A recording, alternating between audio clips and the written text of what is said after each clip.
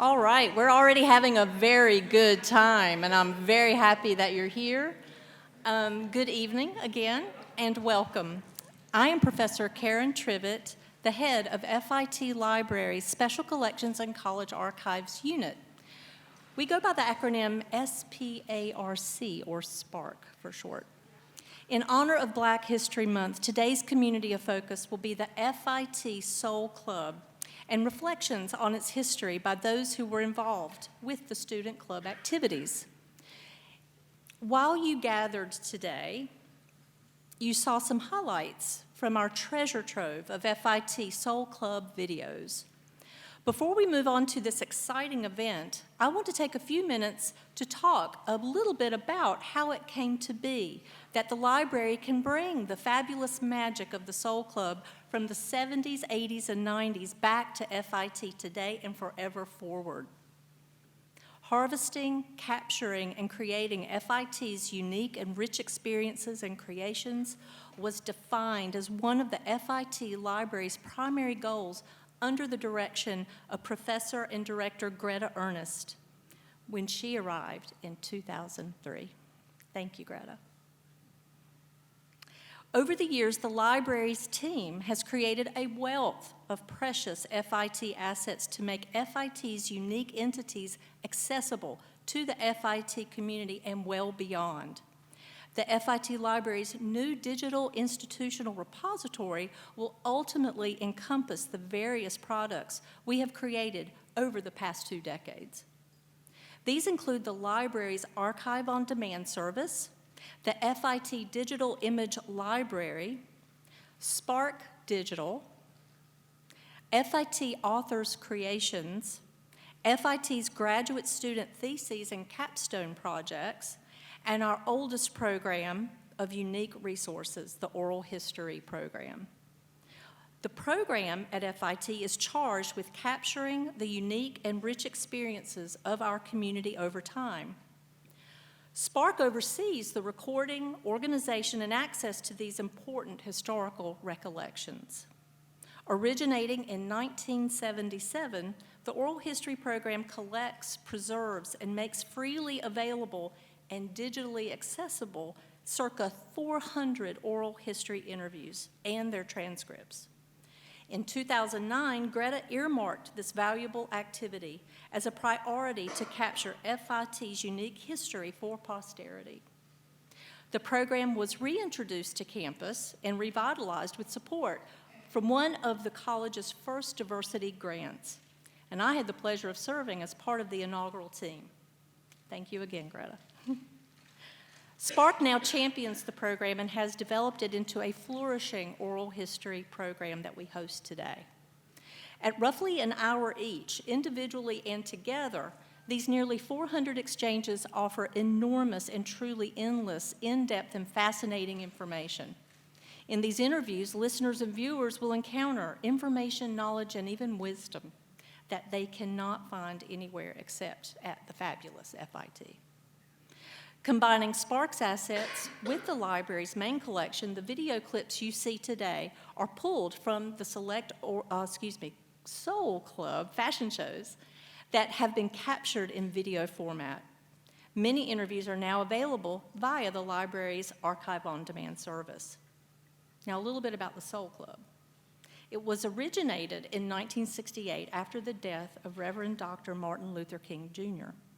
At the time, Professor Clara Branch, whom you see on the screen, was a faculty member of the fashion design department and served as the club's advisor until her retirement in 1991.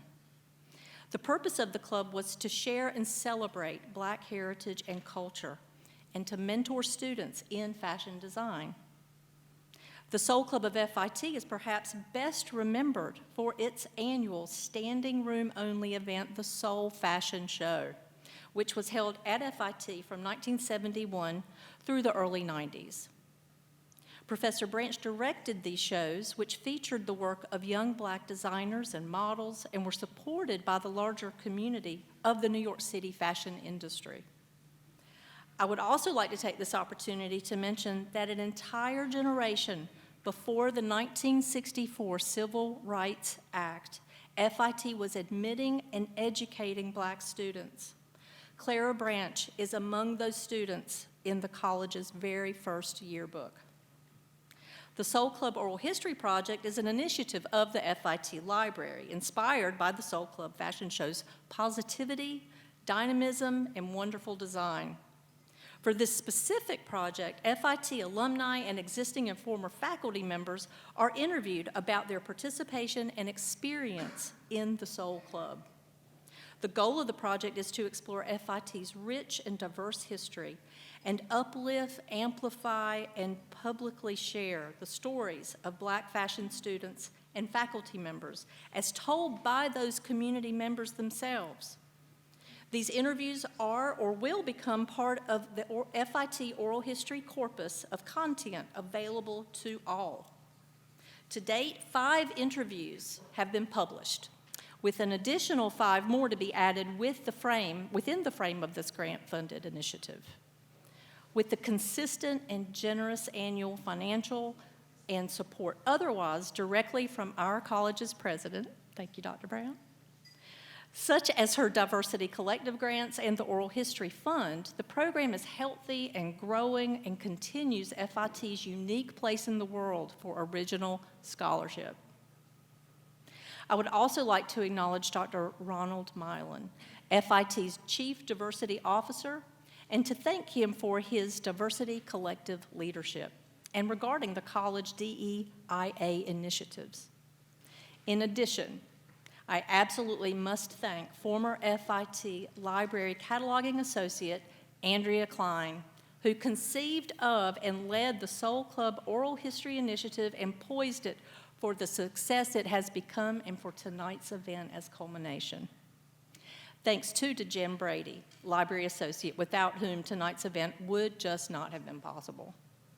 For more details on our oral history program and to discuss how you can participate, please visit the library's website and certainly feel free to contact me. Contact information will be available at the end of tonight's program. So let's all make a little history tonight and certainly witness some history making today, which will commence with words from FIT's own president, Dr. Joyce F. Brown.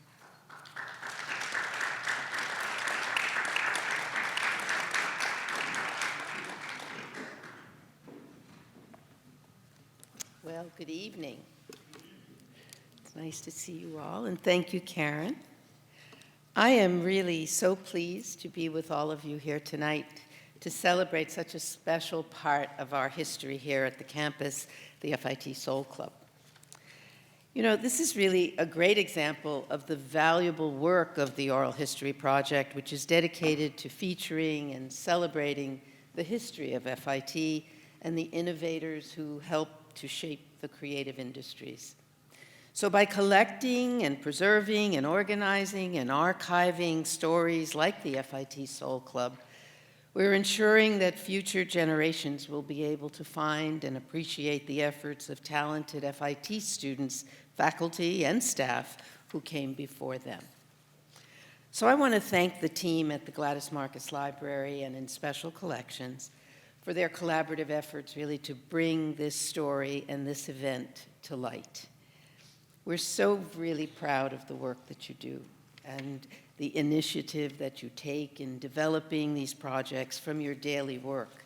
You know, in particular, the FIT Soul Club's annual fashion videos came to the attention of the library staff during the pandemic when we were all working remotely. In the course of digitizing historically important events for FIT, the incredible story was discovered, and now, with your efforts, it can be shared with our community. So we're really very grateful for the initiative and the time you devoted to it. As Karen mentioned, the Soul Club of FIT was organized in 1968. And as many of you know, that year has been described as one of the most tumultuous years in American history. I dare say that was before the last few years, but nevertheless. Sadly, the tragic, heartbreaking assassination of Dr. Martin Luther King Jr. in April was only one of the unsettling major historical events that happened that year. But born of tragedy, many affinity groups have been formed throughout our time, and such was the case for the Soul Club. In 1968, the term safe space had not really entered into our vocabulary. But the Soul Club really can be described as a safe space for Black students at FIT. And in 1968 especially, and throughout the 23 years that it existed. Today, FIT offers more than 60 clubs in which students can participate, clubs tailored to their careers and their creative interests, and clubs based on self-identification categories. But student club options were not as plentiful in 1968, so the Soul Club members, under the guidance of Professor Clara Branch, were pioneers and they were trendsetters. And just think about it. Think of how lonely that idea must have been at that time, and how brave of her to take it on herself and make that space for these students. I think that's pretty amazing.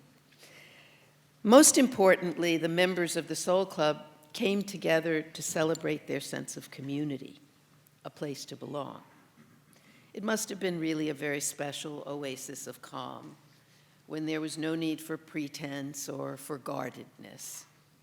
Remember, in 1968, we really couldn't afford to be as confident and as outspoken as we give ourselves permission to do for today. So it was their safe space for sure. So many of those Soul Club pioneers went on to have a dynamic and interesting career in a variety of art and fashion and business areas, and for some of them, their paths included teaching at FIT, helping to mentor and prepare students, and providing that sense of belonging which they had enjoyed for future generations of students here at FIT. The time the students spent at FIT and in the Soul Club played a positive role in the journeys of all who participated in these oral history interviews. For them, it became a place to exchange ideas, to find creative and community support, and of course, to showcase their work through the annual fashion show. The club members gained strength through their resilience, and they developed a space to come together around common interests and purpose. And we're fortunate to have 4 of them as participants on this evening's panel. The panel will be moderated by Taur Orange, the director of our Office of Educational Programs at FIT, who conducted all of the oral history interviews that have been completed. So Taur is a veteran in higher education and youth development. She's been at FIT for over 25 years and has also served as the longtime coordinator of a citywide leadership program sponsored by the Archdiocese of New York for high-achieving adolescents of color, and as a consultant to city agencies and community organizations. She's a dedicated member of our FIT family, and I want you to join me in welcoming Taur Orange to the podium.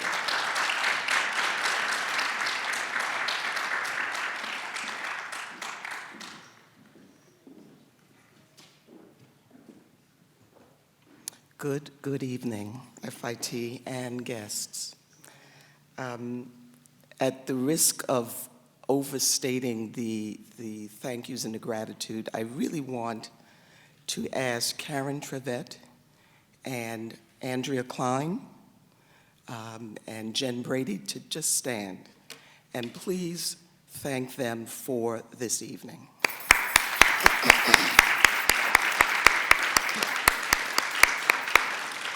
And certainly, Dr. Brown, we want to thank you for the funding for this project. Yeah. So we're going to have a blast tonight. We're going to have fun. We often begin things by saying it's a great honor, and again, that's overstated, but it truly is an honor for me to moderate this evening's panel discussion with 4 alum who really are quite distinguished in their own rights, but who also are very committed to this institution as alum. So let me begin by introducing Stephen Cutting, who's on faculty here.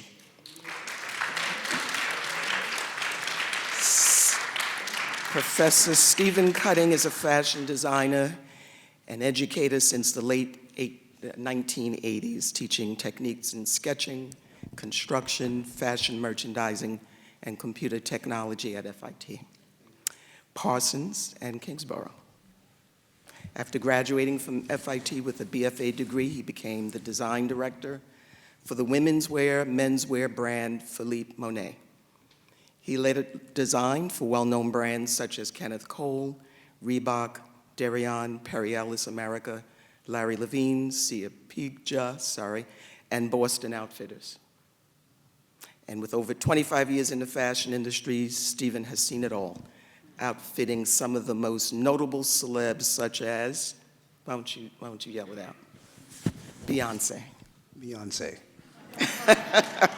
And producing Say high no fashion more, bags Beyonce. for brands such as Nanette and Bland. So welcome, Stephen Cutting. Thank you. Thank you. Leonard Davis. Show of hands, how many of you know Leonard Davis?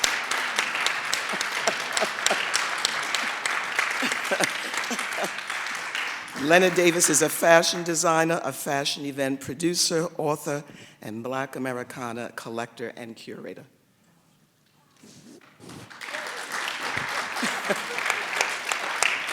We have to give him a minute to make his connections with the audience. I'm sorry. Because the fans are out tonight. Adrian Jones. Adrian is the founder and Chief Creative Officer of Black Dress. In 2014, she conceived and co-curated the landmark exhibition, which honors Black designers and addresses the lack of diversity in the fashion industry. The Black Dress Project includes a website that serves as a source of information and reference, a digital exhibition, Black Dress TV, which showcases video interviews of prominent African-American figures, and the new live series, Black Dress Talks. Adrian holds the honor of being the first Black woman to achieve tenured professor status at Pratt Institute.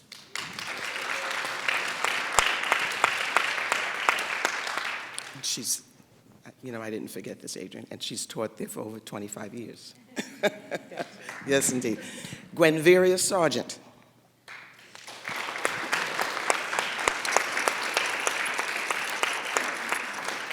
Gwen is a women's wear designer and merchandiser.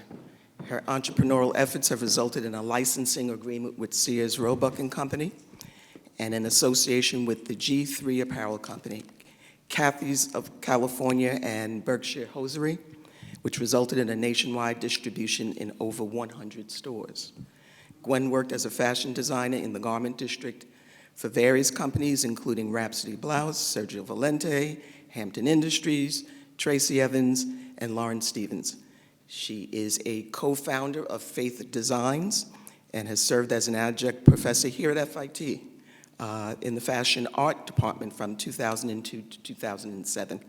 So Gwen's unique designs of women's art to wear, which she is showcasing, can be found at the Croton River Artisans Gallery in Croton on Hudson, New York. Please welcome Gwenveria, Adrian Jones, Leonard Davis, and Stephen Cutting.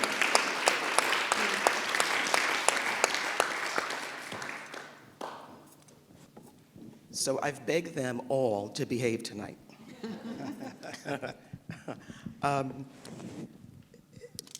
Maybe we can just very quickly, Gwen, starting with you, share what years you were here at the institution, so you get a sense of the eras.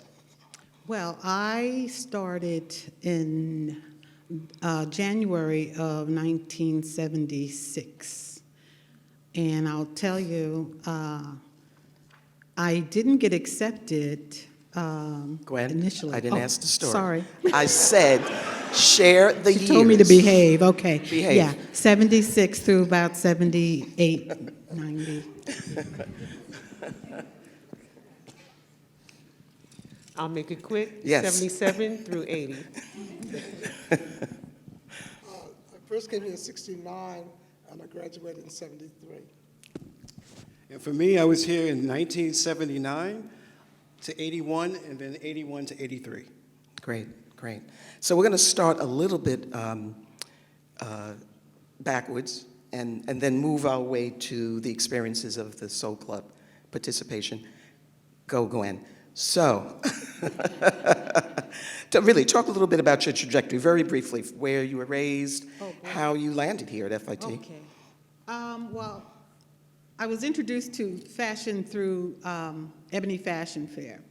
Okay, I mean, as far as the runway of the shows, I'm from Syracuse, New York, so we didn't have the garment industry. I didn't know anything about the garment industry.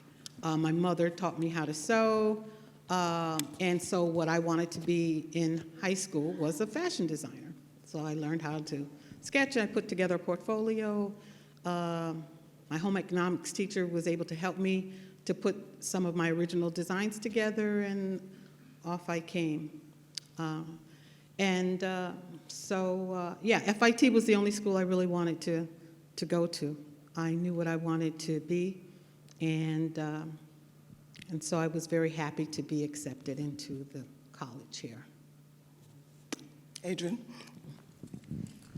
I started as an artist. I was the kid who always did the murals for the plays in school. And by the time I got into high school, my mother had a very dear friend who had an atelier in Harlem. And she had passed away and left me her sewing machine. I'm a geek, and I took the sewing machine apart and put it back together, and that's how I learned how to sew. So as a geek, I thought I was going to end up going to school for psychology, which did come later. But my guidance counselor noticed that I was wearing clothes that nobody else was wearing, and when she found out I made them, she says, okay, you're going to FIT. And I thought she was sending me to school for fitness. I had no clue. And so I put together a portfolio and came and showed that and some gowns that I had done for my mom, and I was here. Leonard? I'm a native of Washington, D.C., and throughout, I have, I guess, unique experiences everyone else did in terms of how I ultimately got here. But in high school, I think I may have gone through the gambit like many other people of, I think I want to be a rocket scientist. No, I think I want to play the piano. No, I think I want to do science. No, I'm really interested in something else. And so my poor family just had to constantly keep up with me. My father bought a piano that I never touched. My mother when I was going to be a veterinarian, that was another story. So anyway, so I changed a number of times, and ultimately I was going to be a writer. I finally discovered what I was going to do. I was going to go into writing, and so I joined the committee in high school for the newspaper, the school newspaper. And they were asking for suggestions, what would make the students read the paper? And I was like, okay, music. If they did a music column with all the latest tunes, that would encourage everyone to want to see, but someone had that already. All right. My other suggestion was fashion. If they had a little fashion column, everybody would look to see what the latest fashions were. That was a great idea, and it's your idea. You do it. I don't think about that. I want to write. So I was like, okay, somebody's got to do the sketches. So I got this young lady who was doing some sketches to do a little doodle of some fashion. I didn't know. I just wanted to write the captions. I just wanted to write the captions. I'm going to be a writer. And so she did it like we did on two consecutive times. She did the sketch, and I wrote the caption. I had to look at Vogue magazine and stuff to start to get some understanding of what terms were for that. And she quit on me. She didn't want to do it anymore. And this was my baby. And I was like, are you crazy? And she said, I'm done with it. So I took her sketch and put it on the window and traced over it a little bit and whatever. And my mom said, that's beautiful. I said, Mom, what's beautiful? What? She said, what is that skirt? I want to get that made. I said, no, it's just an old skirt she did. I put buttons on it. I didn't do anything. She said, no, you're a designer. I think that you have found your talent. And I go, no, I want to write. And so she was, so the next week, I did another little sketch with some pants, and then I put a hat on it. And she said, look at you. And I said, Mom, look at what? And she said, you're designer. Then she called the woman next door. She said, look at, look.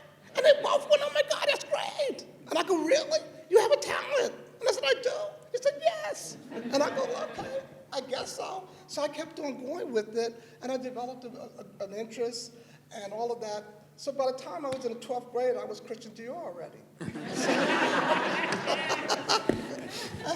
I developed a portfolio. I went for it. I discovered, I guess I did. You know, mom can convince you of anything. I tell you. So that's how I ended up. I applied to Pratt, Parsons, and at that time it was Parsons, Pratt, Treppenhagen, Mayer, and FIT. And so I got accepted to 2, and I chose FIT. I'm glad I did. Imagine what would have happened had you become a writer, right? Everything we would have missed out on. Sure. Steve? Well, I have a different story. It's that I'm a native New Yorker. I was born in Brooklyn. And I also have a mother story like you. My mom used to always take me to the Brooklyn Museum because I lived 4 blocks from the Brooklyn Museum when I was growing up. And I still live in the same house that I lived back then. So we went to the Brooklyn Museum every weekend to look at the costume exhibit because I love looking at the costumes. And then at the age of 6, I taught myself how to sketch. So I've been sketching, and it wasn't until I was in high school, my senior year, that I took an art class.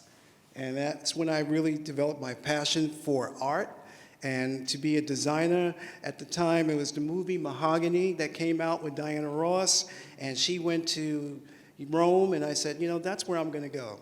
I'm going to go to Italy. So fortunately, I went to a high school that allowed me to travel. From the 9th grade to the 12th grade, I went to different European countries. And so Italy was one of the places that I really loved. And when I graduated from FIT, I went straight to Italy, and then I worked in Italy because I wanted to get that European experience. And then I went to Germany, worked there, and I see my friend Sherry Hobson, who's here, and she also came to visit me while I was there in Germany. So it was great. It was a good experience. And the main thing is, when I was in high school, my art teacher told me, you're not going to be a designer. And I said, oh, okay. She said, you can only be an illustrator. So after that, I came to FIT, went here, and I won an award for Most Promising Black Designer from the Harvey's Bristol Cream. And so I was able to share that with her because it was a big New York Times article about it. So I became that designer. Thank you, FIT. So how did you each, upon your arrival at FIT, hear about the Soul Club?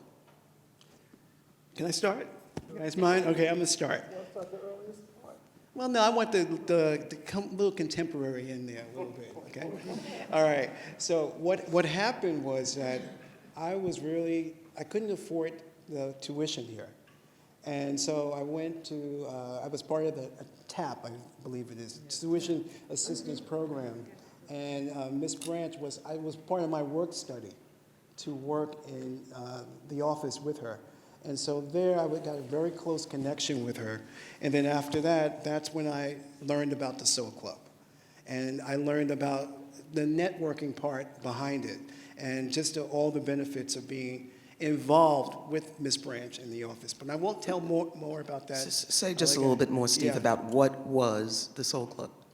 The Soul Club was actually, it was a group of students who were of color, who we all were together, and we used to have meetings to discuss things about the industry, to discuss things about school, diversity, inclusion.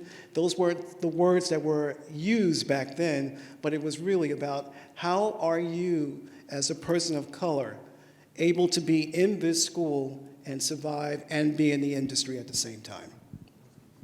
Leonard? To set the context, in the late 60s, we lost Martin Luther King, we lost Malcolm, there was social unrest all over the place. We lost Martin and Malcolm, and there was social unrest, and there was the tumultuous 60s. Coming into the 70s, we were all indoctrinated, if you will. James Brown told us, "I'm black and I'm proud." So those are all new mantras and new ways in which we were all accepting and realizing blackness, reevaluating, it's a new understanding for many people. So fashion-wise, we all were trying to embrace our blackness through fashion, and people had their expressions. And you would go to a rally. You want to come and hang out? Come on and hang out, but you got to wear your dashiki. You got to come with your Afrocentric dress. And so as African Americans, we could watch Nina Simone and Nika Giovanni, see what they were wearing and try to figure out how to do that. It was because we all have had that Eurocentric concept of dressing, of aesthetic as Americans. But we were trying to embrace that blackness. So I came to FIT, 69, 70, coming in trying to say, who am I? What am I doing here? What am I going to express? What is the black aesthetic, if you will? So my first embrace were students of color, people of color that I was most comfortable with, if you will, to try to share and understand where I'm going with this. Okay, this identity that we were all trying to embrace as people of color at that time. And so the Soul Club, as a fashion group at the Fashion Institute, what was that about? Why should I join, or what did they have to offer? Claire Branch and her wisdom, you know what I call it? I call it the Moses syndrome. You know, in the Bible, God said, Moses, you're going to lead the people to the promised land, but you're not going to go there. You're just going to lead them. That was the quality that she had. She came along with the understanding that many of us who got here, some by the skin of their teeth, as minorities at the time, really couldn't afford the books, really couldn't afford the fabrics, the utensils that we used, the tools that were needed to take a class. Because you have to buy muslin, you have to do these projects, buy molding clay and make a sculpture, all things that but you have to go and buy those supplies.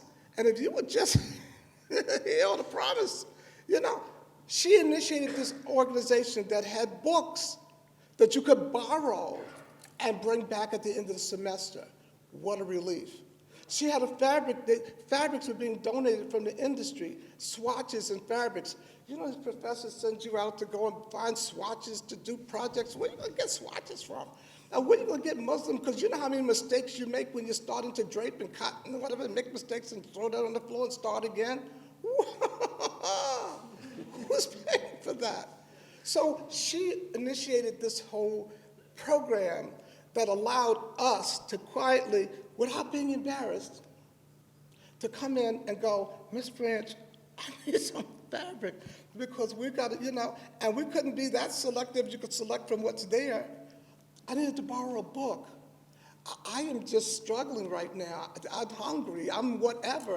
Whatever your issues were. And she was that person, the counselor, the mothering, nurturing person that was just there at that moment that many of us needed. We were away from home. I certainly was out of state, away from home. When you first come, you're still a high school student. Don't fool yourself. Nobody wakes you up in the morning and says, get up and get your butt to school. Now I was free. You could go if you felt like it. So that was all so wonderful, but you still needed that parental guidance, that someone that you could come to and go, and she'd go, okay, baby, come on in. God bless her that she was that person. So let me ask this, and Adrian, I'm happy that you're the next, because I've heard through the years that you actually were, or are, Clara Branch's goddaughter. Yes.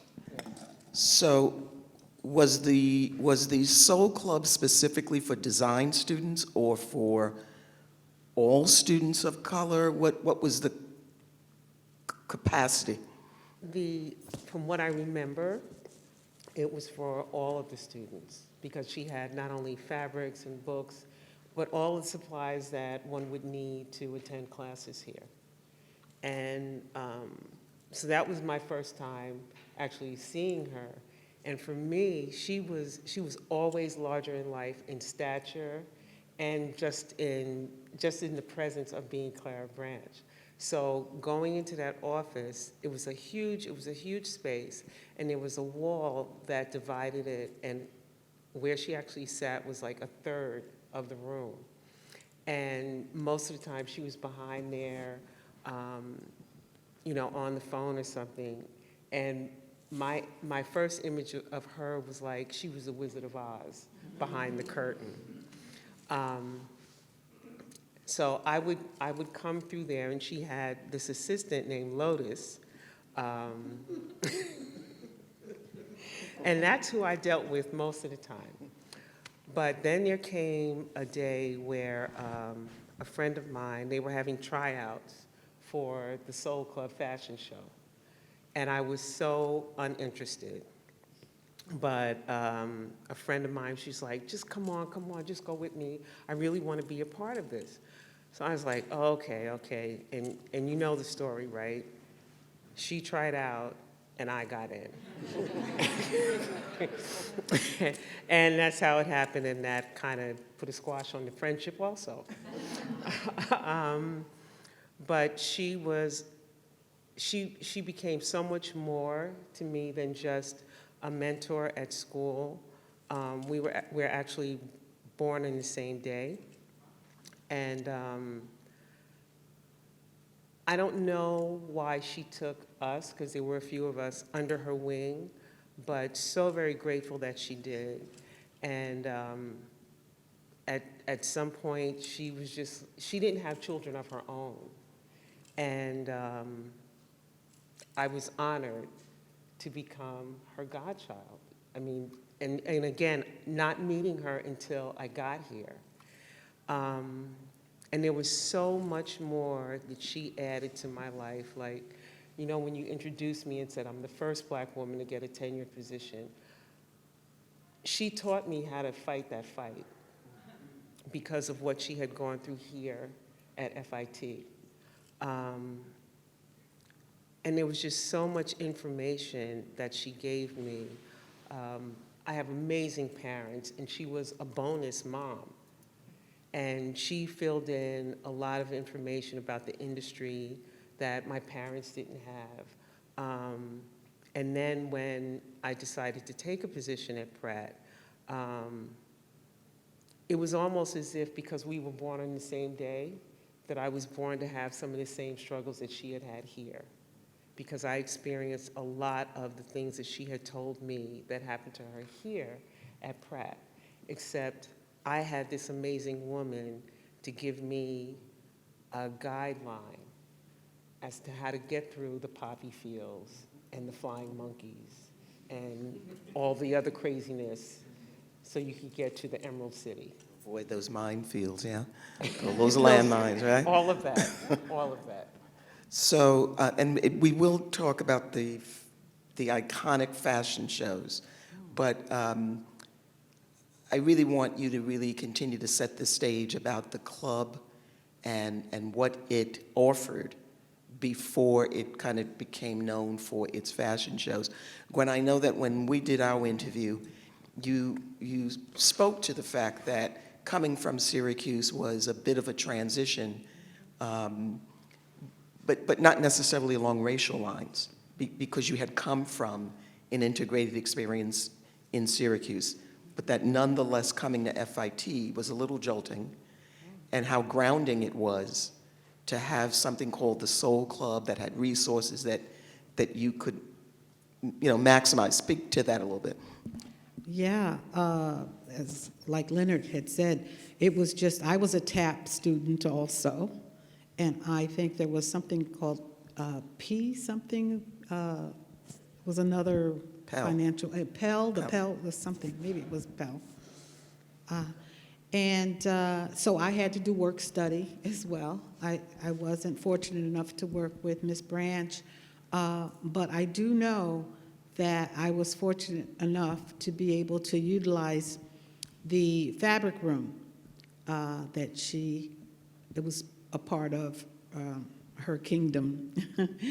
And it was so nice to be able to go in there and select from the fabrics that were there because, again, yeah, you know, I needed that money that I made from the work-study program to, you know, to eat and whatever. You know, I didn't want to spend it all in fabrics and things. But yeah, it was really nice, nurturing, to know that there was such a facility. And then to be able to be a part of the wonderful, you know, fashion shows and stuff. I wasn't a part of that, but I was able to see kind of the whole process of tryouts. I think I tried out one time too.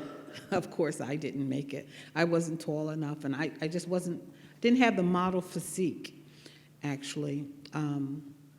But it was really something to be a part of that. It was something very, very special, and it was just wonderful to have that here on campus, especially being so far away from home and not really having any friends here in New York. And we made friends, you know, with the students that were also, I actually lived on campus, so we became very tight, our bond. But yeah, it was really like a little bit of a home away from home to be able to go in and to be able to utilize the materials that were there for us. So the Soul Club, to this day, really is known for its fashion shows, over-the-top, highly produced fashion shows. And Leonard, I'm going to ask you to set the stage for that, because I've learned from you that a gentleman, another alum, Gregory Yancey, was really critical to setting the foundation for that, and that it was his foundation that Miss Branch built upon. Right. Who is Gregory Yancey? Gregory Yancey, so we, again, in the 70s, early 70s, late 60s, 70s, there were a variety of us here who were so very enthusiastic, and we were taken to the model of, which was the template at that time, Ebony Fashion Fair, which was highly produced, very professional, a road fashion show, if you will. And so it was so dynamic. It was produced by Ebony, John H. Johnson, the president of Ebony Magazine, and his wife, Eunice Johnson, had taken on this new strategy of this fashion show. She had done it once for some social group, a fashion show, and it was fabulous because Ebony Magazine had privy to the models and the publicity and whatever, and they put on this fabulous fashion show, which was wonderful in Chicago. And some other groups, the Urban Leagues and all these other women and sororities all said, bring that show to us. And so it turned out they had a calendar and they had a road show. So it would come to your town at some point in time. Wonderful show. So we all really wanted to mimic that. So when I was here at the time, to find out, oh wow, they have a fashion show. And for us students, it was the first time.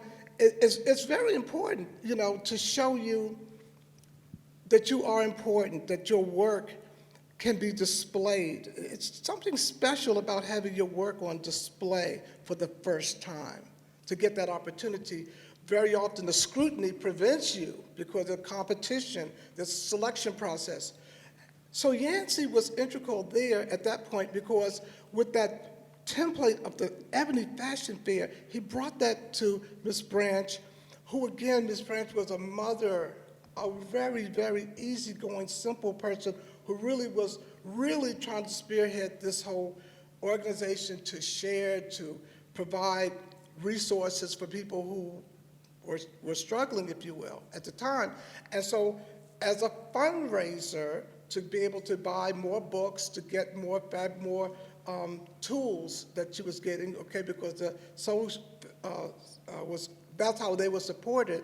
She created this fund, and the fashion show, the tickets, the proceeds from the fashion show funded the Soul Club, just to let you know that. So therefore, this fashion show, so one of the architects of the fashion show was Yancey. Gregory Yancey is his name, and he was very integral actually to that, because he was there forcing that dynamic, the structure of a fashion show. Leonard, a student or? A student at the time. So therefore, we started out at that early period where it was kind of diverse. There are a lot of strange people here, all artists, and you know who artists are, you know the personalities. And so in something that we're trying to formulate, but everyone was welcome. The most dynamic thing that I can tell you, the most important thing that I can tell you about this is, there's a difference. There's for melanated people, did I put that properly? There's an aesthetic that you come with. And as you learn, and as you head out into the industry or to the world at large, you're going to be told, no, no, no. That silhouette is too broad, too bold. Those colors are too bright. That is too many buttons and too many zippers. No. It doesn't meet the industry standard. It doesn't meet the aesthetic of the end user, which is not you. You'll learn that. But this was the first opportunity to be in a show, to have my work showcased without that scrutiny. And I was competing, if you will, at a fashion show with my own aesthetic, within that own aesthetic. So we all were doing bold, bright, colorful patterns, because that was what we were all from. So we were within our group having a fashion show. And it was the first time to have your stuff showcased, like right off the bat, before you ever got out there. What a free opportunity. I see Steve shaking his head. You know, I just want to say one thing about the Soul Club there, the fashion show part. Being that I was a student here at FIT, when you were in your fourth semester or you were later on in the bachelor's program, you had to make your collection, but however, one piece would be shown. And the benefit of the Soul Club was that you can actually build a collection. So that was the introduction for me, which was very beneficial to understand how to select fabrics, how to put together a color story, how to really sketch everything, how to make the patterns, how to really sit down at the sewing machine, go to the market and resource all the fabrics that I wanted, along with the trims within a price point, and understand everything that I learned in all the classes that I was taking, that it actually was working. So that was the benefit that the Soul Club Fashion Show offered for me, and I'm sure for everyone else here, because you had a chance to express yourself and really understand exactly what a designer does for business and also for longevity, building a brand. So that was really, really important. One thing about the construction of the fashion show, the Soul Show, because fashion shows at the time, again, using the Ebony Fashion Fair template, fashion shows, which doesn't happen today, many of you younger people don't even know from this, shows were commentated. Someone was speaking to you and telling you, explaining to you what you're looking at, not saying, there's a red dress, and you're looking at it and saying, yeah, I can see it's a red dress. But more so, who's the designer, what fabrication that is, and whatever, from the ebony. So the dynamic and wonderful Audrey Smoltz, who is a commentator for Ebony Fashion Fair, was so much so a part of the show, along with the European and the American fashions. But then she had this wonderful dynamic way of explaining to you. And so those are the first times that I ever heard the word pote-soie, blue Norwegian fox, chiffon. I don't know what in the world is she saying or whatever, but that's what was on stage at the moment, and so it gave us a fashion vocabulary. So that was very important, and that's what we also had. And so I had the singular one year, one time, one opportunity to be the fashion show commentator because I'm shy and quiet and I don't talk much. And I showed up that day for a competition, the models, because I wasn't trying to model, but they were there. Clara Branch allowed someone to do the commentary for the show, and 3 of us showed up. I was not intending to be wanting to be a commentator, but the fact was there was a guy named Dwight Byrd who was a scholar, an intellectual, very bright, very sharp, very articulate. And there was another lady named Arnice Russell, who in that year was Miss Black America, the first Miss Black America at a contest. Sharp, brilliant, articulate.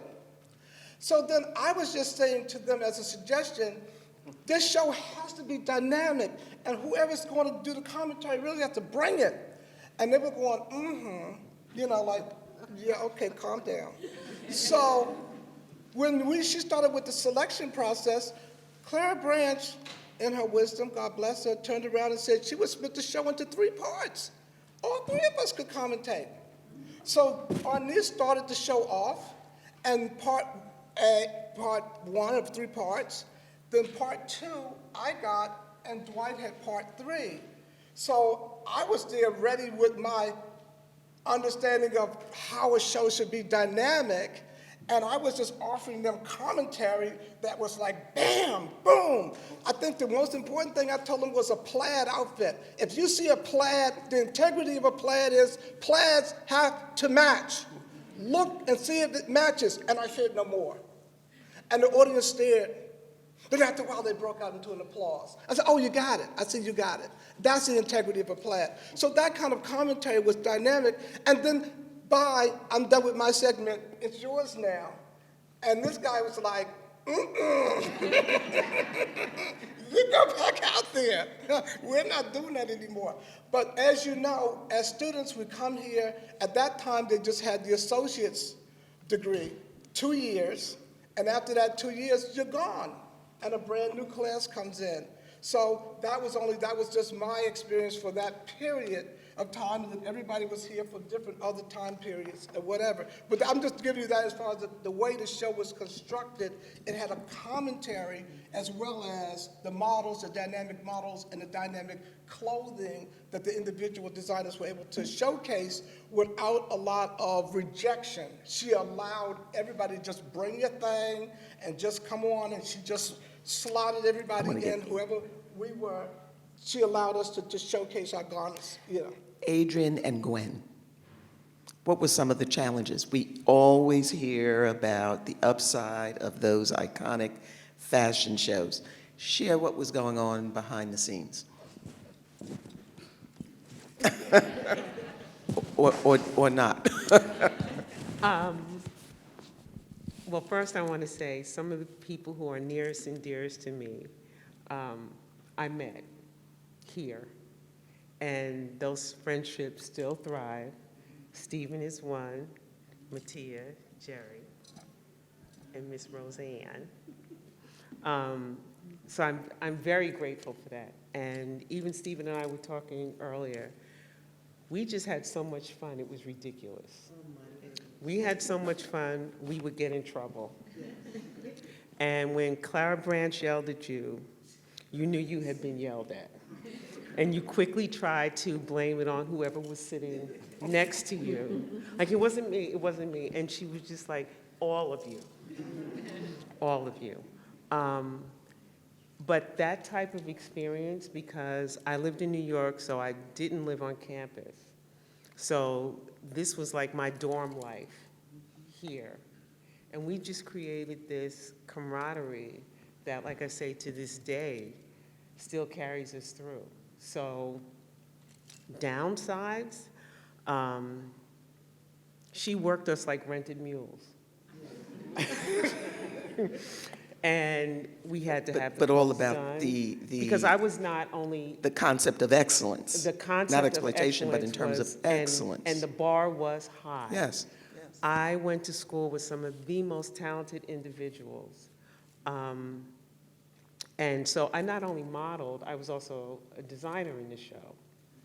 And you had to have the clothes done and ready. And if you didn't, you faced the wrath. It was really just that simple. And the wrath was painful. It was painful. But I can say for myself, I loved her and would gladly have walked through the fire with her, which I feel like we did. And it was funny because I stayed with the show after I had graduated. And then there came a time when Jerry and I was like, we're not doing this show anymore. And she just gave us the look. And she says, you leave when I leave. And we kind of looked at each other like, okay, we're grown enough that we can say no. We're not doing this. But neither one of us had the balls to actually say no. And if I'm not mistaken, my last show was, no, that's not it. It wasn't my last show, but she even had me modeling up until a month before I delivered my son. Wow. Yeah, that was interesting. That was interesting.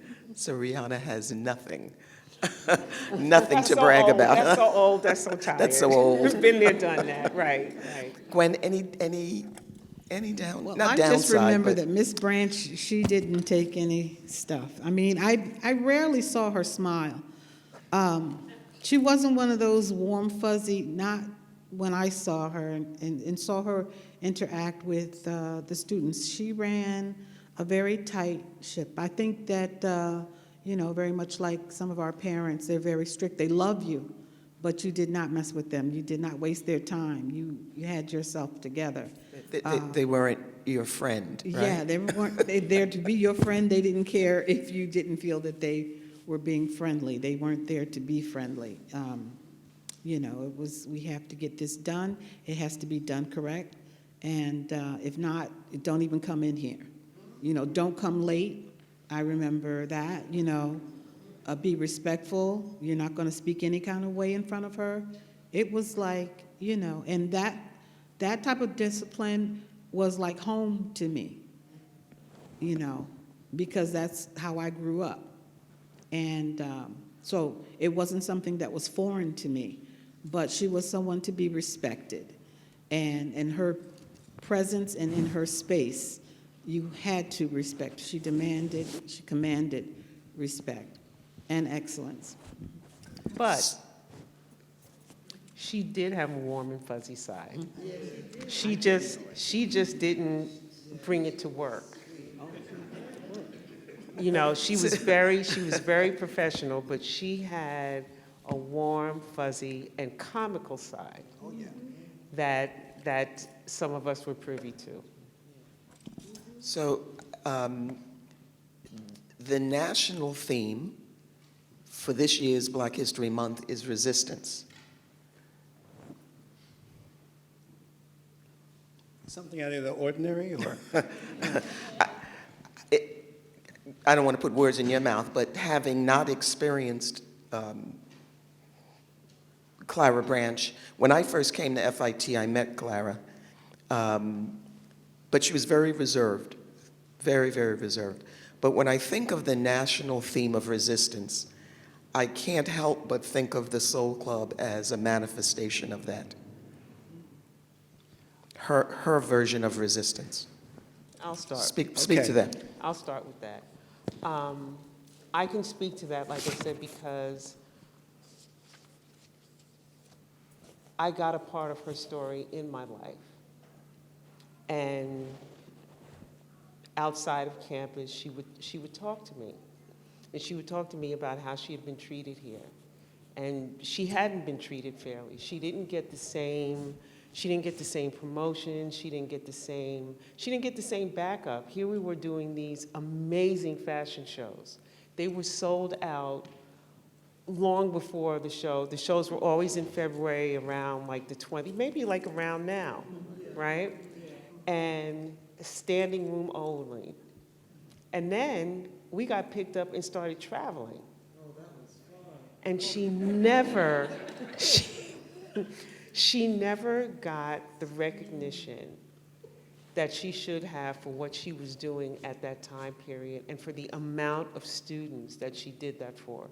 like from the, like you said, the late 60s all the way to the end of the 80s. If you were a black or brown student here, you made it through because she showed up for you some way, somehow. Whether you knew she was the one, you know, like I said, the wizard behind the curtain. She showed up for you. And she was never recognized. That was always, I almost want to say poo-pooed on. And because of the experience that she shared with me, I know for certain if it had been a white club with somebody white at the top, and I'm just being real honest about what was going on, they would have gotten all the support.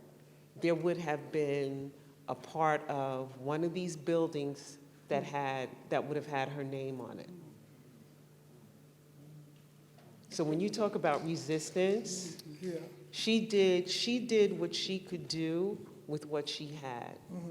And she did, and that was just like taking the one loaf and the 5 fishes, and she spread it out to all of us. Yeah. To quote the Bible, say that if you have the ability to overlook your faults, and see the need.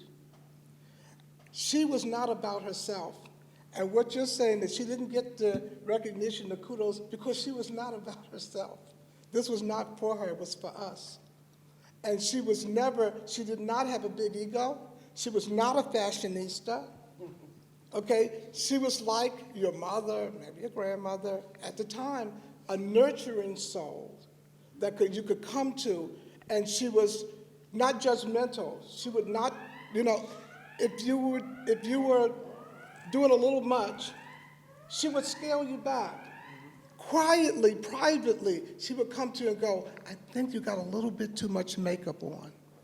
I think you need to slow down a little bit. Privately, she would say that to you, so that you didn't get that sense that she was just chastising you and beating you up or whatever, bullying you. No, she would come to you quietly because she was trying to prepare you for the industry at large, because you're going to have challenges out there for a variety of reasons that we know, okay? And you're going to have to adjust. The key word here is camaraderie, compromise, collaboration. Yeah. Just because you saw the name Calvin Klein on the door, Calvin's not doing a fraction of what's going on as far as the total process. So collaboration is important, and when you get out there very often, especially for people of color, just show up with all of that, with all of your uniqueness or whatever. Sometimes you have to hold back a little bit and see if that's acceptable. Every organization you come to has a culture. And so you want to come and see if you can merge into that culture. And also you have to learn, just like in Hollywood, to be a triple threat. Sing, dance, act. You'll get a job. In the fashion industry, you have to know to sew, make patterns, and design. And sketch, I think. And sketch. Of course. You have to come with those skills. That's what she was trying to instill in us. Develop your skills. She would come and rescue us from the snack bar. It was called a snack bar at the time. It was down in the basement, and we were down there hanging out and whatever. And she would come and open that door and like, you, and you, upstairs. And I go, Yes, because learn your trade, learn your skills. When you get out of here, you're going to have to get your foot in the door. And it might be by way of pattern making as a designer. It might be because you know how to you may be a makeup artist, a hairstylist. You may design shoes.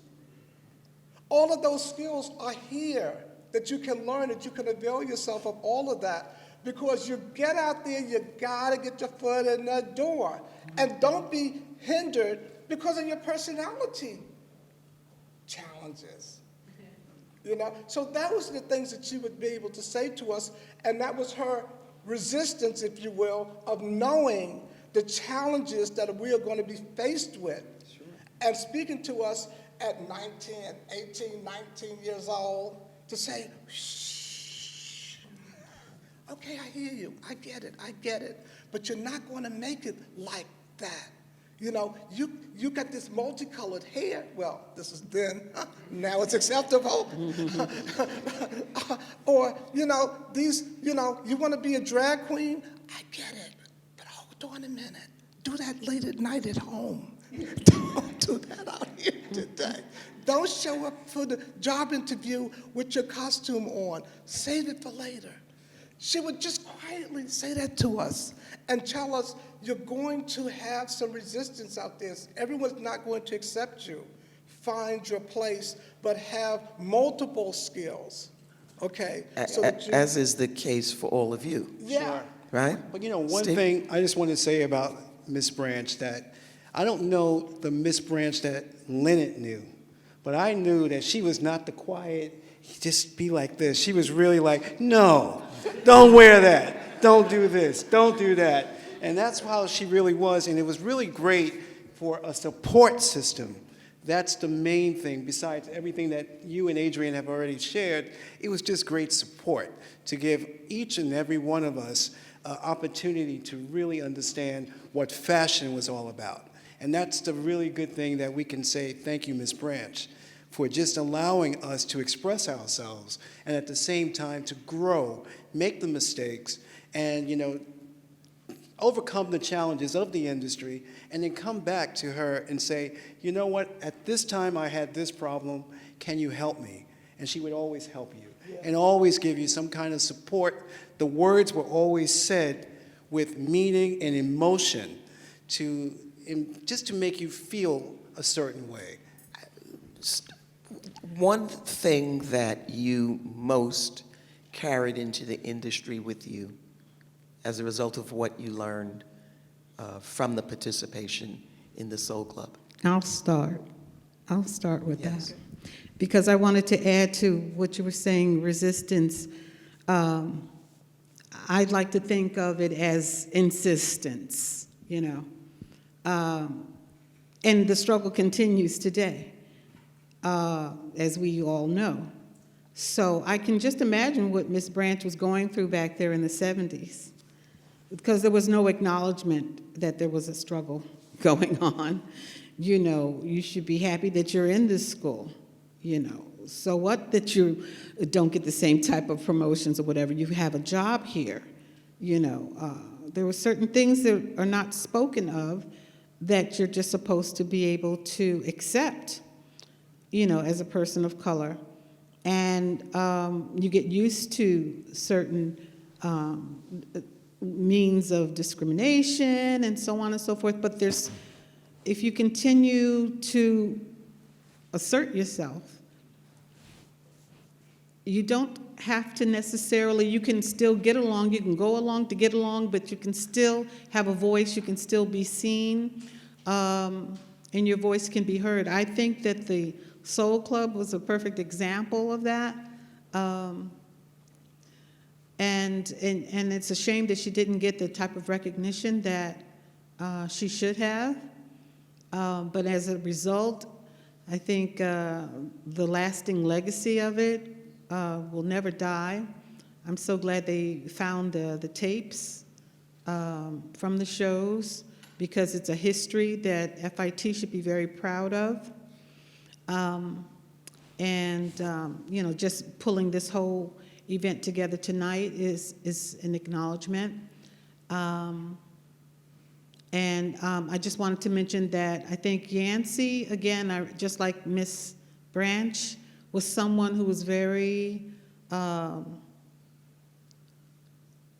stern and exacting, and you didn't mess with him. So, There's another name, Leland Michaels, okay, Leland. who was also integral to this as well. Yeah. Just to put that in the record. So, and He's it passed away, continues, he's it not here continues now. today. Like, I have an organization that Stephen and Leonard have been major parts of, that we've done events right here at FIT, the Fashion and Arts Exchange Group, and we continue today. It's over 25 years old, and it's a part of the same resistance, because it has to be we have to work a little harder. We have to be acknowledged because we're not acknowledged in the industry the way that we should be.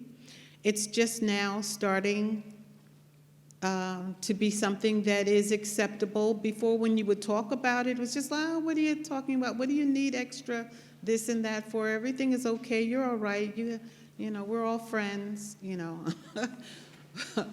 But it's still important to have groups that go the extra mile to give the acknowledgement to people of color and their contributions to the fashion industry and all industries.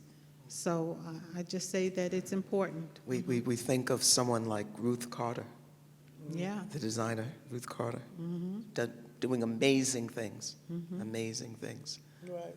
Yeah. The Fashion Institute was always thought of initially, because I think this was an outgrowth of Fashion High School. I think FIT started on the top floor at Fashion High and eventually got here. If you know anybody's doing Fashion Institute history, if you just to allude to that. So Fashion Institute was a trade school, if you will, at the time. So you would come here, and they really encouraged you in the fashion trade. As per the Avenue who was looking for designers, they would look to Parsons, maybe, I don't know, Pratt or whatever, as for artists. But FIT was not supposedly known for producing the best artists, if you will, but the people who also were trained, for the foundation of work in fashion or whatever. And then slowly that changed. We emerged, as the real pioneers in the fashion industry, okay, because we learned business. We learned how to put together organizations, how to put together a line, all of the tactics that were important, not just to show up. Because if you sit there and do your sketches and you don't know what's going on back here, you're not going to be there long. You've got to know all of the principal parts of quote unquote business. Fashion is a business. So that's what we learned as a group, as we were here together, sort of as comrades. In a group, we were able to share our experiences, our successes, and our losses. Okay, why we didn't make it, why we didn't have longevity. And so typically that's what was happening. That was the rumor on the Avenue, that when you came for an interview and you went to FIT, and said, oh, let's see if we have a space for you in the back, because you are one of the technicians. No, I'm a designer, merchandiser that knows how to do fashion for a particular customer. I wouldn't let them interview me. I would interview them. Who's your customer? What's your price point? What do y'all do here? What fabrications are you using? Are you using this? Are you doing that? You should.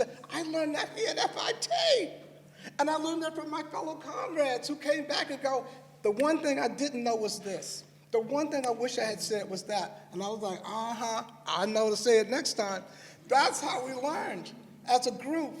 And the reputation of FIT changed on the Avenue. Okay, for many of us who were under that umbrella of you're from FIT, so you're just one of the, you're going to be one of the labor, a technician, but we don't see you all as the creative artists that you are. Many new, Willie Smith, John Hagens, Stephen Burrows, a lot of names emerged from FIT. Like if you look on TV, on the silver screen, Halle Berry, Samuel L. Jackson, Wesley Snipes came from where? What movie producer put them on the screen first?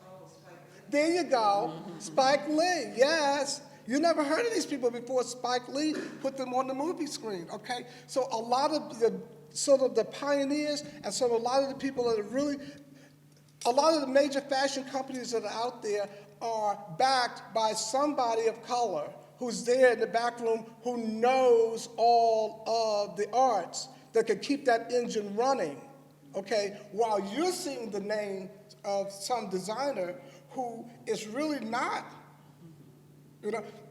Do you know the Donna Furstenberg story? She was going down Fifth Avenue, and she ran into Dinah Vreeland. Hi, girl. What's going on? And Dinah said, oh, what do you do? I'm a designer, and I have my suitcase here with a couple of my stuff. Well, come on upstairs. And they went and they looked at a few things, and the next thing you know, she had a 10-page spread in Vogue magazine. So, is that going to happen to any of us? Not likely.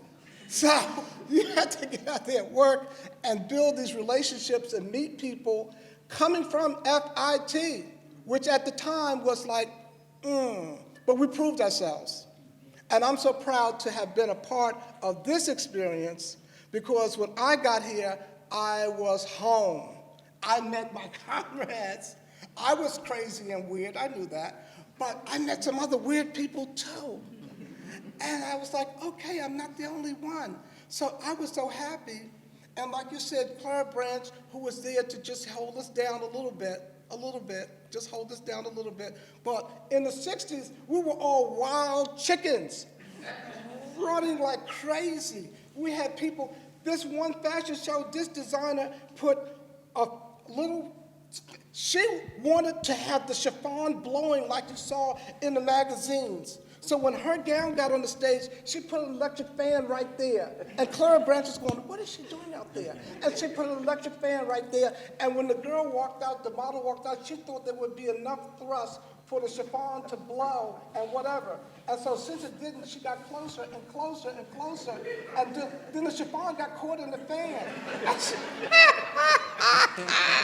We had some shows. Oh my God.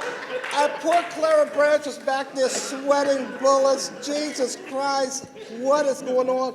And the President Feldman at the time and Shirley Goodman were all staring in the back. The place was packed, packed. 7th Avenue turned out. They came, all the top fashion illustrators and fashion magazines, and they came to the Soul Show here at the auditorium here, okay? And they were watching, they were looking. And various designers got opportunities outside of fashion, okay, as a result of us being here at FIT. It's important. Yes.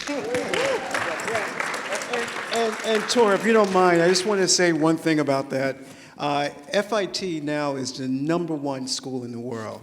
And we are, and that's great because we worked hard. All the instructors have worked to really take everything to the next level. But one thing that I would like to share about the Soul Club and the fashion shows is that I was one of the fortunate ones to be a part of the Harvey's Bristol Cream Award shows. And that was back in 1981 when I won the most promising black designer, young black designer.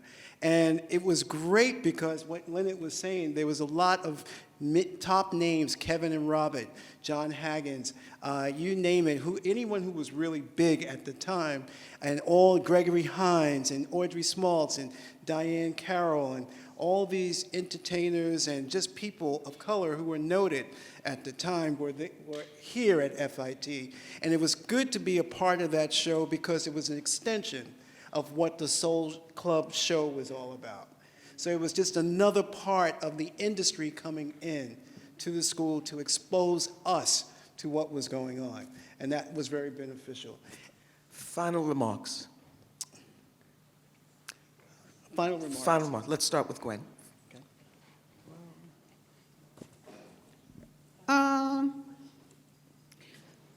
I would think that FIT's history, as it pertains to Black History Month, as it pertains to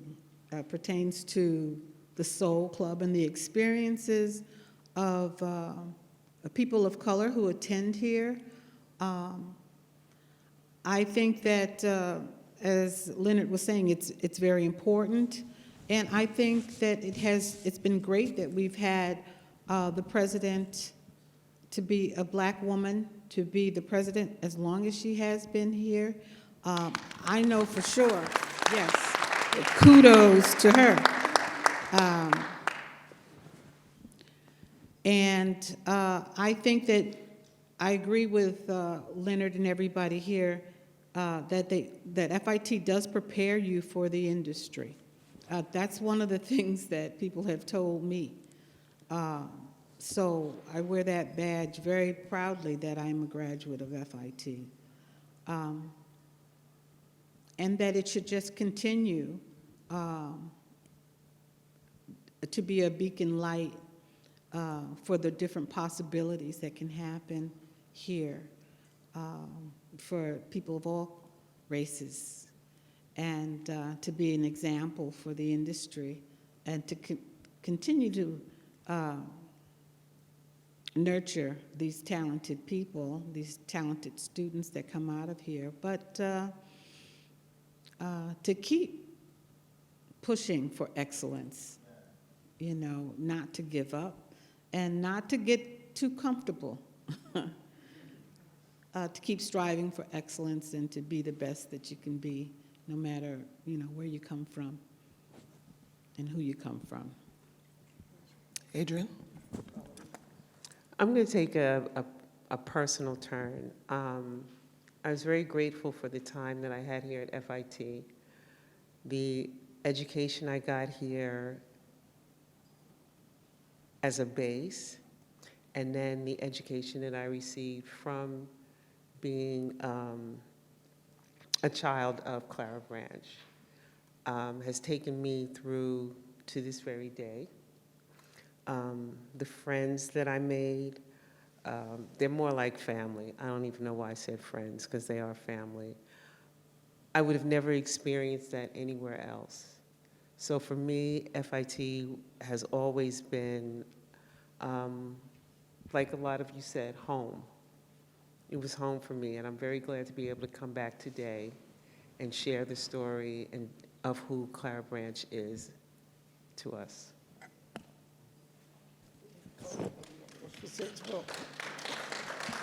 Yeah. I'm glad you used the word home. I am 70 years old. I came here when I was 18, 19. So I've been coming here for 50 years at least.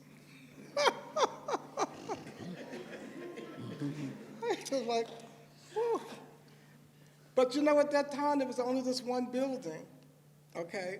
Furriers were across the street. This was the Fur District. It's still, to some extent, it is. It's Fur District. So the C building was here with the arch in the front, and the dorm across. That was it. That was it. The early days of FIT. They didn't have much security then. And so some people at night, you see some designers leaving out, they would drape their garments on the thing, and then when nobody was looking, they'd take the mannequin and go. Oh, it was kind of wild then. But anyway, I was blessed at that time because we come here to find ourselves. And we come here with experienced instructors to help us find ourselves. One of the most important things that an instructor said to me, I was trying to follow what she was doing. And I kept on looking at the example that she was showing me. And I would say, like, I'm trying to draw like you. And she says, no, I'm not trying to teach you to draw like me. I'm trying to teach you to draw like you. I'm trying to help you be you. I'm already here. They don't need another me. I'm already done. I'm here. You, they're looking for you. So if you have quirky looking sketches or strange looking designs, if you draw 3 heads, that's your designing. That's your aesthetic. And what I've learned in my journey, okay, as a designer, everyone has a genius. We all have a genius. And it's up to you to discover in your lifetime, on your journey, what is your genius? Genius, the thing that you just do. Some people just sit down and start playing the piano. They never had a lesson. Some people are just scientists. They're mathematicians. That's their genius. You just have it. What is it that you have in your hand, whether you want it or not? Sometimes you discover, sometimes you knew it from birth, and sometimes you discover it along the way. So my point is, it's important to take the journey. Old people will say to you, I thank God for my journey. I wouldn't give nothing for my journey. That's the experience of it, because later in life, unfortunately, if you get Alzheimer's, you realize that all of life is a memory. If you're a multimillionaire, but you forget it, you have not one penny, because you don't remember that you were a millionaire, or where you live, or are you married, or whatever you've done. This whole experience can be gone in a moment because you don't remember it, because it's gone. So it's important to document the experience, the journey that we have all had, to share it, to have it on some kind of documentation, because it's going to disappear. And see her? If we weren't here sharing that with you, she's no longer with us. That journey, the experience, the genius that we all have, that we experienced at some point in your life, and you know it and you have it, ooh, cherish it, enjoy it, and respect the people that were able to point out to you your genius. It's important. Okay. Well, after that, I have to. I don't know what to say. No, but I'm just joking. For me, the most important thing, and just like what Leonard had mentioned, is that you look at the road behind you, and then you always experience the view, but however you look to the road ahead, the highways that are before you. So that's something that I live with. I've learned from my journey here as a student, but also self-taught artist, how my passion has been developed. And here at FIT and all the people I've met, but it's important for me this to be a full circle as an instructor here, to give back to all the students that I've had over the years. I started here in 1996 when my daughter, I see she's here, when she was born, and that's 27 years ago. So I've been fortunate. I've also worked in the textile division. I worked in accessories. I did men's wear, women's wear, children's wear, everything, and I'm able to give all that experience back to my students. So it's important for me as a person who understands what art is all about and that style is always present, to make sure that I give to the students for the future the legacy that I've learned. And that's important to give. And that's why I really am really excited to go to the next level in my life and just make sure I continue to live, give, be clear, concise, and confident. Provide light. Yes. Join me in thanking Gwenveria Sargent, Adrian Jones, Leonard Davis, and Stephen Coven. Thank you.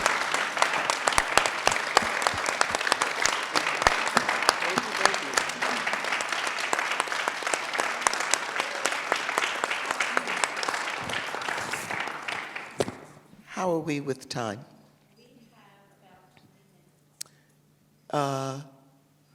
Maybe 5 minutes of Q&A? 5? Sure. Anyone have any questions?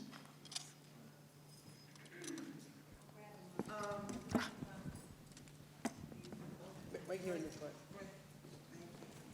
Not that I need it because my mouth is. It's really not a question, but it's insight of these 4 designers that are here. I'm an alumnus of FIT, and I was also part of the Soul Show as a model. And thank you. And I have friends here that are also part of the Soul Show, model and designers. And I get very emotional when I think about the Soul Show, because when I see them sitting here, I'm so proud of them. You know, I'm so proud because I've seen their journey. I feel so grateful that I was part of their journey, and they were a part of mine. And they've developed such a reputation based upon focus, vision, and just pure talent. Because when you have talent like that, you're unstoppable. You know, whether you're singing, you're dancing, you know, or you're sewing or designing, these guys are just so damn talented. And that's why they're successful. And if you ever look at Project Runway, I guarantee you that that whole type of idea stems from the Soul Show. Because I've seen designers, after Ms. Branch has looked at their work, and they spent hours and days and weeks putting their line together, and it was time for them to be selected, she would just cut them. No, you're not good enough, you're not good enough, you're not, no. You know, because she had a reputation, and she wanted what was best for the school, especially being black designers. And she pushed them. I mean, there were a lot of times they were cursing, I heard it, you know. But they you know, it was just a wonderful and magical time, you know. And when the Soul Show was at its height, it was at its height when we were there. From the 70s until the early 80s, that was the highlight. That's when we were at the highest, you know. And I just wanted to put that in because it was just a great time. We always talk about it, you know, just like folks do. And we just had a wonderful, wonderful time. It was really great. And being a model, it was also great. You know, Jerry and I, we were just talking that there was a time at the very beginning, you know, you get on the stage and you had to walk and you were judged. And they were mean. It was like, no, you know. And then we wind up being models, and you know, girls would audition, and then we became mean. So it was like, but it was an experience, you know, because what I know today, what I've learned today, it's all based on the Soul Show and everything that I've learned. I was also a student, you know. Believe it or not, I worked full-time during the day, and I got 2 of my degrees at night. I don't know how I did it. It's just being young, I guess, you know, but it was just home for me, and I enjoyed it. Oh, yes, my name is Roseanne Lynn. And your year of graduation? Graduation was 1983. Yes, 83. Patty Carpenter? Yes, I see some other questions. I'm going to make my way up here. Did you have a question? And then I'm going to come over there. Yeah, we'll do it together. I was here 1975 to 77, did the show well over the time that I was in the school. Started here at FIT as an illustrator, but wound up working in the show, doing the show as a model. And then we actually had a collection, my ex-wife and I actually had a collection together. She worked the hell out of us, but no one complained. I mean, yeah, you were there till 10 and 11 o'clock at night, and you're saying, I really want to go home, and then we got to do it again. But we actually got to see a show start from nothing. We actually got to see everyone's collection just from nothing turn into something within hours. And then somehow we remembered all the routines, because some models were in 18 different, you know, the show went on forever. Some of the models were able to do all the different shows and remembered all the different routines, and which really amazed me. And Brian Lane, 77. And I'll do this fast. Hi, I'm Patty Carpenter. I was here from 73 to 76, 2 degrees, 1 in fashion design and fashion illustration. I came to this school because of Leonard Davis. I'm from DC, as is Leonard, and his brother was in high school with me. And I had never heard from my counselor in DC of FIT. I was directed to Pratt, I was directed to Parsons, I was directed to RISD, and I came to visit my best friend's sister here, and Leonard was here, and that's how I found the school, and I ended up coming here. I worked on 7th Avenue for 27 years, following literally the day after graduation, and Ms. Branch is keenly involved in how I had the wherewithal to even show up on 7th Avenue. And as Leonard said, there's lots going on in the back, and several teachers here at the time, because I was here in 1973, counseled me to be proficient as a pattern maker. I was a very good illustrator, counseled me to continue my illustration, counseled me to sew better. I wanted to be a designer. And on a field trip, we went to see, not Claire, I'm not going to remember her name right this minute, but we went to see a designer, and I saw what she did, and I came back, and I said, that's what I want to do, and I was told, that's not going to be available to you. And I was told it from a point of view, I just want to share this with you guys, I was told this from the point of view of it hadn't been done, just as we're saying. There were not a lot of opportunities for people who looked like me to do what I said I wanted to do at the time, but I knew that that's what I wanted to do. So fast forward, I worked for Bill Blass, I worked for Oscar de la Renta, I worked for Ralph Lauren, I worked for Adrian Vittadini, I worked for Gloria Vanderbilt. I was on 7th Avenue for 27 years. All I'm saying is don't ever let them tell you that you can't. It's for you if it's for you. And part of that came from this woman telling us that we could. And I got those books, just like you talked about. I got my fabrics from there. But I just also want to say, what was interesting in the time frame that we were here was people like Pat Cleveland came and modeled in the Soul Show. I just want y'all to know that. There were all kinds of folks that turned out for the Soul Show in the early days, and it was extraordinary. So it definitely needs to be continued. Students here need to know that legacy and to know that they walk on the shoulders and stand on the shoulders of Claire. Thank you, Ms. Carpenter, and I think we have a date soon for an interview, so thank you for that preliminary. And I'm going to make my way over there. If some of you who want to ask a question or make a statement can meet me halfway.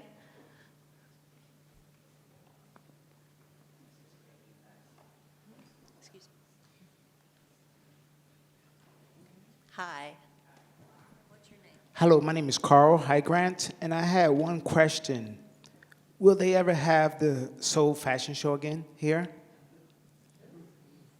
That's a great question. That's a great question.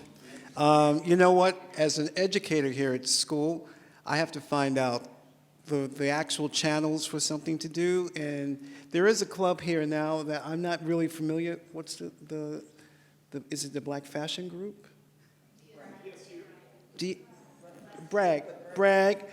BSU. The BSU, Black Student Union. So there may be an opportunity for the Soul Club not to be called the Soul Club, because that's kind of old in terms and dated, but it can maybe be revamped and retooled in some kind of new way to make sure that it goes forward. And that's an administrative question too, because the students who are members and are driving, but you come here for 2 years or 4 years and you go. So there has to be a continuum, the advisor and who is administrating that to continue with it for the next crop, the next semester, the next group of students, so it can become a continuum and not just happen for a semester with a particular group of people who are all going to graduate and leave. So that's what the significance of it all is, that someone has to institute this as a permanent fixture, so that everyone, generationally, if you will, can avail themselves of it. And whoever wants to pick up that mantle, please feel free to jump in. Okay, I'm sorry. Clara made what she did look seamlessly easy, and that was the end result. But she was so well loved. She had so many people, not just here at FIT, but in the industry, who were at the top of their game. She had fashion show producers. She had people who owned modeling agencies that would come in. She had lighting people, professional lighting and music people that would come in. And unless you worked with her, you didn't know that these professionals were coming in, and they were doing this for free. They were doing this out of the love that they had and the respect that they had for Clara Branch. I don't know that people give their time like that anymore. And it is a real dedication to be able to do that for all the years that she did that. I mean, we're talking about people who are at the top of their game. It would be wonderful if something like that could be carried through again, but people are not dedicated to each other. I mean, they don't call them selfies for no reason, you know? So you would really have to be able to find people who are dedicated in making that happen, and like Leonard said, continuing it, and being able to pull from all types of resources. And she just had that personality and that gift that people wanted to come in and they believed in her. And these weren't all black people. These were people of all colors that were coming in and giving their time for free to help her make the Soul Show and the Soul Club what it became to be known. We have another question up in the rafters. Your name, and did you graduate from FIT? My name's Priscilla Ghaznavi. I graduated in 96 and then 98, and then again last year, and I'm in for another degree right now. It was so inspiring to hear all of you speak on this topic and sharing her story. I myself, I remember when I first came to FIT, I met someone by the name of Deborah Payton Jones, who to me was my community. She opened the doors for me that I would have never imagined, along with Patty Hughes and other people in the industry. I think there's so many unsung heroes at this school that teach at this school that are people of color that help support other people in the community that don't necessarily get the recognition, but that plant the seeds and give guidance and counsel in areas that don't end up being famous, but are famous to those that do come here and keep coming back here. And just wanted to say thank you to all of you. And for the event, that's it. Thank you so much for keep coming back. Karen, I just wanted to say that, and thank you for that comment, and I actually received a text message from Deborah today, so I will share with her your reflection. A wonderful saying that was shared with me some years ago, that there are 3 things we cannot keep from rising, and that is the sun, the moon, and the truth. Oh. And so we've said over and over again about how Clara Branch has not received her due, and in fact, the truth of who she was and what she contributed is here. So thank you all very much for joining us this evening. I would like to just say one thing, Tor, if Yes. I could. Jen, would you go to the next slide? Okay. Participate, contribute, be a part of this story, the FIT story. This is how you can get in touch, and we look forward to your communication with us very soon. Sorry to interrupt you, Tor. No, thank you again to Karen and Jen and Adrian. Is Adrian still here? Right here. Wonderful work, wonderful, wonderful work. Thank you. Thank you all.